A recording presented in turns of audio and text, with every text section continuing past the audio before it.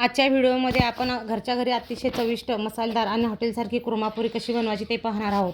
मऊ फुगलेल्या पुरीसोबत स्वादिष्ट कुर्म्याची ही रेसिपी नाश्ता, दुपारचे जेवण किंवा खास पाहुण्यासाठी अगदी योग्य आहे. या रेसिपीला सुरुवात करूया.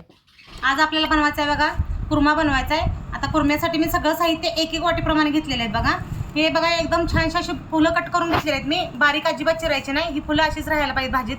ही एक वाटी घेतलेली आहे बघा फ्लावर मी.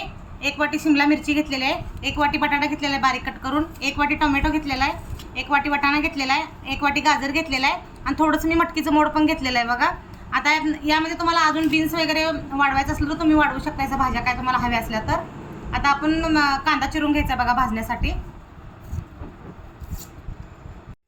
बघा आता आपल्या ह्या भाज्या येतात एक पाण्यात 10 मिनिट आपल्याला उकळून घ्यायच्यात बघा. 50% शिजवून घ्या भाज्या.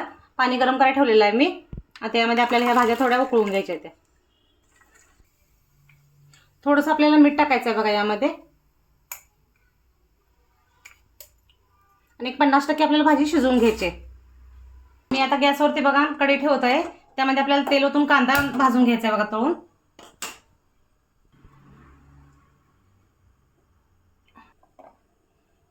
आपल्याला भाज्या शिजूपर्यंत आपल्याला हे कढईमध्ये कांदा तळून घ्यायचा आहे बघा. आलं पण टाकाले बघा यामध्ये मी. यामध्ये बघा मी एक तमालपत्ती पण टाकणार आहे बघा. एक चक्री फूल,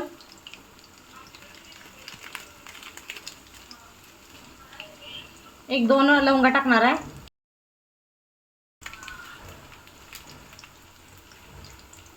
यामध्येच मी लसूण पण टाकत आहे बघा. एक टोमॅटो कापून घेतलेला आहे मी.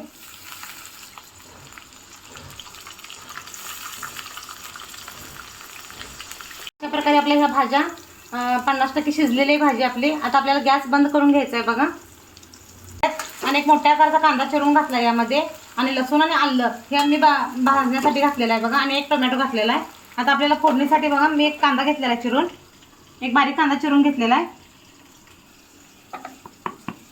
हे वाळलेलं खोबरं आहे बघा. ओलं खोबरं वापरायचं कुर्म्याला. मी हे वाळलेलं खोबरं पाण्यात भिजवून वापरायला लागले बघा.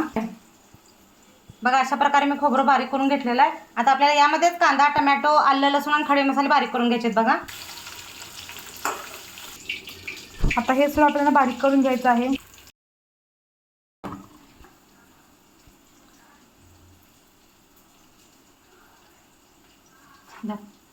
मी एक 9 ते 10 काजू भिजत घातलेले आहेत बघा. ते आपल्याला यामध्ये टाकून घ्यायचं. 1 तास झालं मी भिजत घालून काजू. आपल्याला याची पेस्ट करून घ्यायची. आपल्याला याची बारीक पेस्ट करून घ्यायची.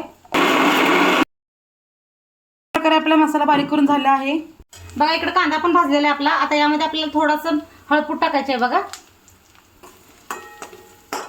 आणि आता हा आपला मसाला भाजलेला यामध्ये टाकायचा आहे.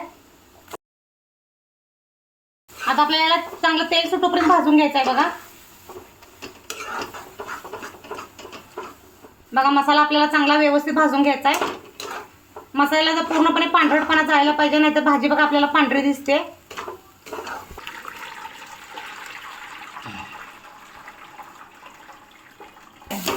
बघा आपला मसाला व्यवस्थित भाजलेला आहे बघा.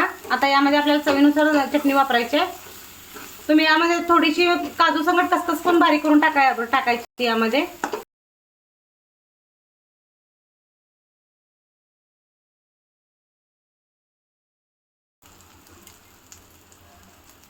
चवीनुसार आपल्याला तिखट वापरायचं आहे बघा.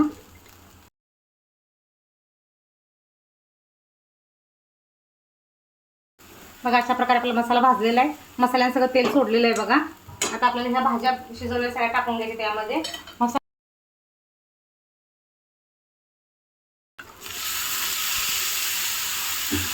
पाणी वापराले बघा मी यामध्ये.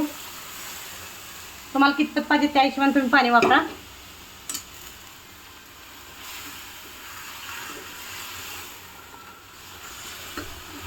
आपल्याला अजून थोडं पाणी वापरायचं आहे यामध्ये. आता यामध्ये आपल्याला मीठ वापरायचं आहे. मीठ आधी मी वापरलेलं भाज्या शिजवताना, त्यामुळे थोडंसं कमी वापरायचं मीठ. आता आपल्या भाजीला बघा 5 मिनिटं आपल्याला शिजू द्यायचे आहे.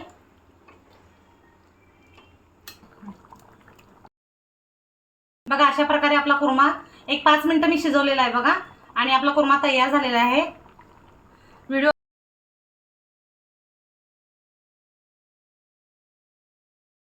तुम्ही कुर्मा नक्की ट्राय करून सांगा कसा कुर्मा तयार झालेला आहे. व्हिडिओ आवडल्यास माझ्या चॅनलला लाईक करा, सबस्क्राईब करा, शेअर करा. धन्यवाद.